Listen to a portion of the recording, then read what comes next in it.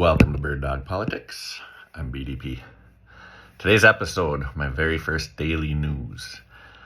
Previous episodes, I've been in a button shirt most often, explaining how being a father impacts my politics, how being a teacher and a Christian and having a mother who was a reporter have influenced my politics. Today, I'd like to cut to the chase and actually report out on daily political news. I read HCR every morning. Everyone should. She's brilliant. I watch BTC. I listen to PodSave to try to get my information. Lawrence O'Donnell, The Last Word, super great. I enjoy listening to him. He's easy to listen to. But the news today. Republicans have been in charge for half a year now. And what Republicans want to do to the American people is now clear. They have a majority of the legislative branch, they have the executive branch, and very clearly they have the judicial branch. The judicial branch decided that anything Donald Trump does as a presidential act is fully legal. I see problems. But as we move forward, the Iran distraction is now gone. It says here,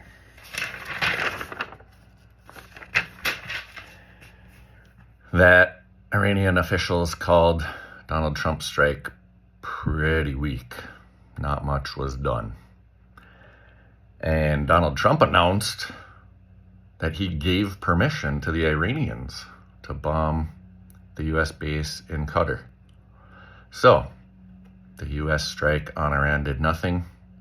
The Iranian strike on the U.S. base did nothing. Guess my MAGA buddy's right. Donald Trump just bombed for peace, which sounds like going to bed for virginity. But no harm done, just a big distraction. Let's get back to it. Nope. The first quarter, U.S. economy contracted by 0.5% because the businessman in charge ruined it. Last year, my Roth IRA went from $40,000 to $50,000 in 1 year. Joe Biden did amazing things for the stock market. But, as we all know, the stock market is not the economy. And so when it was time to put a down payment on this house that fits my family, I had to take from my Roth IRA and pulled out $11,000. Everything Joe Biden added to my Roth IRA from his fantastic economy that he salvaged from the dumps of the first Trump administration. How is it that every time a Republican's in charge, Reagan, first Bush, he wasn't there long enough, second Bush, Trump, they cut taxes for the super rich and give us a recession. And then Democrats have to dig out of the hole. That's what's happened every presidency of my lifetime. A Republican cuts taxes for the rich, causes a recession, a Democrat digs us out. But only some people seem to see that pattern. So I took $11,000, I took 20% out of my Roth IRA. I'm down to $40,000 again. And Donald Trump has that number shrinking rather than growing if it tracks with the full U.S. economy. So, after 19 years of teaching, mostly in an impoverished district, low SES families, the entirety of my life savings is $40,000 now. Sorry, Mom. I know you wanted better for me. Got that bachelor's degree, got that master's degree, worked hard, stayed out of prison, never caught cancer. All those traps that would bankrupt someone like me, I was able to avoid. But I maxed out a credit card on Walmart and on the gas station. And I've read that 60% of Americans are in a similar boat. If we turn that into our voting priority, then that can become our politicians' priority. But right now it isn't. Which brings us to today's news. The big betrayal bill in the Senate Friday night because they are so embarrassed, so ashamed of themselves they know better. Friday night, they voted to advance debate, discussion on the big bill. First and only thing Republicans have done this year. This is bill number 1. Donald Trump's been golfing. Mike Johnson's been watching his app to see which content creators his son has been viewing, so he knows who to arrest first when J.D. Vance takes over and fully enacts Project 2025. Not to be terribly alarmist, but on that economy thing, I knew last year at this time, last June, 16 or 23 Nobel Prize winning economists published an open letter saying that Donald Trump's economic plan is very likely to lead to a recession. When we talk about the uninformed, we're coming to that point where people are saying, I didn't vote for this. You did. You were supposed to know that. That's your responsibility as an American citizen. Show up knowing what you are doing at the ballot box. You don't look for all the R's and color in all the R's because liberals are snowflakes. That's not how this works. One candidate had an economic plan to create a recession. If you voted for Donald Trump, you voted for a candidate whose published plan is likely to cause a recession. And that's just the way it is. If you didn't know that, then you should be ashamed of yourself. Pay attention. Your vote is impacting my kid. My vote is impacting your kid. We are in this together. You need to have your facts straight. Stay with Bird Dog. Friday night, shamefully, Josh Hawley spoke out on it. Josh Hawley has these moments. I don't know what to do. First time I saw Josh Hawley, he was fist in the air in the land of hypocrisy. J6 that morning. That afternoon, his little chicken legs are scrambling across the halls because he's scared.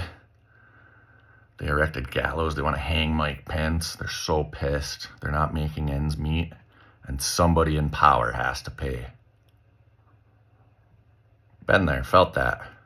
When Luigi did his thing, I was not as sad as you may have expected. And a bunch of the women I know were not at all sad. People are more and more upset. It's harder and harder to get by. How do I max out a credit card on Walmart and gas?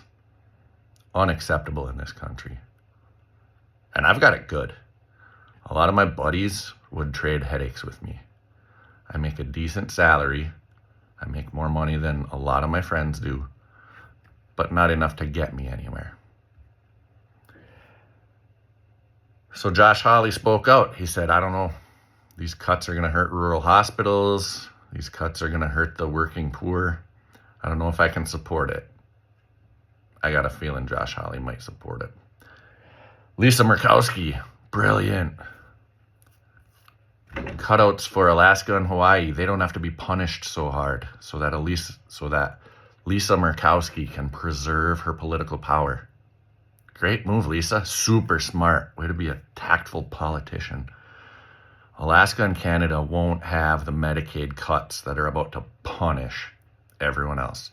The non-contiguous states will not be subject to this bill. But the parliamentarian said that's bullshit. Thank you, parliamentarian. The parliamentarian said we are not killing the Consumer Financial Protection Bureau. You know how your credit card statement has that little box in it, and it says, if you only pay the minimum, it'll take this long, and in the end, you will have paid. So that is courtesy of the CFPB. If you have a really difficult time canceling subscriptions because they buried the unsubscribe button behind 3 different pages in tiny-ass print, pardon my language, the CFPB is who to call and say, this is bogus. Help me unsubscribe. Help me cancel. Help me get my money back. And that's what it's for. Elizabeth Warren helped create that. She knows what it's like to be bilked by the big banks. She knows about the bullshit hidden in fine print, pardon my language. And so the CFPB, I think, is a very, very important piece that protects our citizens. Thank God it's being preserved, courtesy of the parliamentarian. That's not a reconciliation issue to cancel something that protects us from the big banks. That has nothing to do with reconciliation. The parliamentarian said we are not selling off our public lands, which is a relief to me. I live near the Ottawa National Forest. And so I have this horrible nightmare where a Russian comes and buys a Trump gold card for $5 million, instantly an American citizen. Aye, comrade, welcome, you're an American. Then, since he's rich enough to afford the $5 million gold card citizenship, he heads up to the Ottawa National Forest, buys half of that, so that he can build Putin International Airport. But that's just my nightmare. I don't think that's what would happen. Do you? So the parliamentarian has taken out parts, which of course enrages President Trump. And actually the Murkowski carve-out seems to make this bill no longer passable as reconciliation at all. So that means you need 60 votes to pass it. So maybe it's dead. I don't know. I'll be here tomorrow to help figure that out. But Senator Tillis from North Carolina also said, what do I need to tell 663,000 North Carolina citizens who rely on Medicaid when President Trump's bill cuts it out in 2 or 3 years? That's some of the smart stuff. In his first term, President Trump did the whole tax cut for the rich thing. He did tax cuts for the middle class, but he made them expire when Biden came into office. That was smart in like a sneaky, shitty way. Pardon my language. But that's what he did. And so some of the effects of this bill are delayed. He can't run again. He knows it. We all know it. It's in the Constitution, and we're preserving the Constitution. But in a couple of years, when we have a new president, some of these devastating effects will start taking place. People will lose their health care. People will lose their SNAP benefits. But he'll be long gone. And so whoever's in power will shoulder the blame because we have short memories, and it's really hard to get people to say, go back to the summer of 2025 when they were passing this embarrassing stuff in the middle of the night. Go back to then. This is when that happened. People don't remember that. They just get through their stressful days the best they can. So Tom Tillis is forward thinking, but Donald Trump said we're going to primary against him, find someone even more aggressively conservative, even more willing to cut services to the people, handouts for the rich. We need someone even better than Tom Tillis at doing that, at redistributing wealth from the bottom to the top. So after voting his conscience, Tom Tillis announced that he will not seek re-election anymore, which seems to be about the only way to get a politician out of office, is to embarrass them from within. They don't leave when they're entrenched in power, and they forget to do public service. They forget about the public good. They just get captivated. They've got lobbyists taking them out for meals, and so they work 126 calendar days on the congressional calendar. Then they go back to meet with their constituents. Right, Congressman Bergman? You meet with constituents quite a bit. He doesn't. He just votes yes on a bill that will hurt a whole bunch of youpers who rely on food aid, who rely on Medicaid, a bunch of hospitals. All the hospitals in Louisiana, the rural hospitals in Louisiana sent an open letter to Mike Johnson saying, shame on you, Mr. Speaker. This is going to devastate Louisiana's rural hospitals. How dare you? He's fine with it. It's what he wants. His campaign donors will be great. The people who are sick and dying, well, it's one less voter to vote against him, I guess. I don't know. But it's terrible. And it's exactly what Republicans want.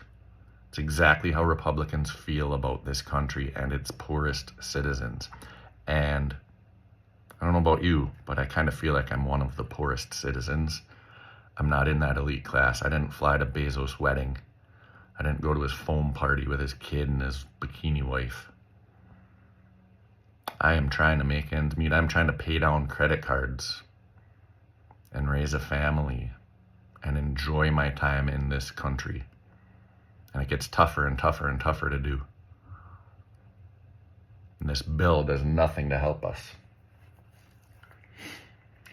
$3.3 trillion increase to the national debt. Actual fiscal conservatives. Rand Paul and... Is Rand Paul the only fiscal conservative left? He's the only one actually voting with a conscience. Senator Tillis voted with a conscience, but then shit out on his people.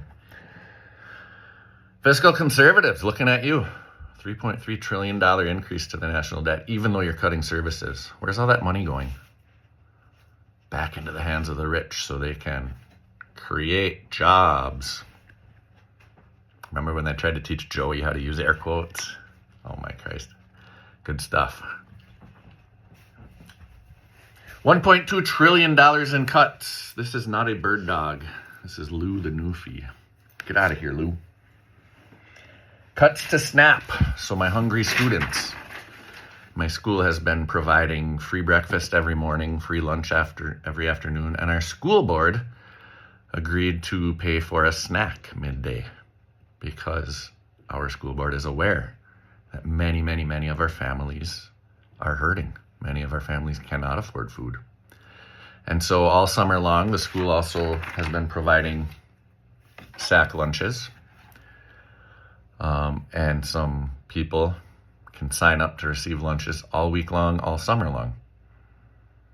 No one seems to call that socialist. No one seems to decry that because it is important and it helps people. The Christians in the parking lot out back do free lunches. The school does Monday, Tuesday, Wednesday. The Christians in the church parking lot do Thursday, Friday. No one calls them socialists, except for me, because I think it's funny. We know we need to feed children. Why do we elect politicians who refuse to feed children? Why do they pass bills in the middle of the night hiding that they're taking food away from children? Because they're disgusted with themselves. They absolutely are, but they're so entrenched with power that they don't want to fix the problems. Cuts to Medicaid. All the aides in my school, the janitors, the lunch ladies, the paraprofessionals who may or may not rely on Medicaid-funded insurance. Bummer. That's going to hurt. Our rural hospitals, I assume if they're anything like the rural hospitals in Louisiana, the rural hospitals in the Northwoods will have to close their doors. They're not going to receive payments from the feds anymore. National Institute of Health, Center for Disease Control and Prevention. We're going to defund those. We won't know what viruses are taking over, how they're doing it, how to limit the spread. We won't create vaccines to prevent it. It's just survival. And 15 times more money for ICE. Over $60 billion. More private prisons. More ICE agents. More money for the cars. More money for the masks. More money for the vests and guns and zip ties. $60 billion. More than we have in the prison system. That's what Republicans want to do to us. There's no hiding behind it. There's no excuse making. Congressman Bergman said he is proud to support this legislation. I think he should be ashamed of supporting this legislation. But we'll see where it goes. Republicans are completely in control, and this is what Republicans want for the future of this country. Let's not lie about it. Let's not make excuses about it. If it hurts us, it's because Republicans chose to hurt us. If it benefits us, it's because Republicans want to benefit us. We're watching. This is Bird Dog Politics.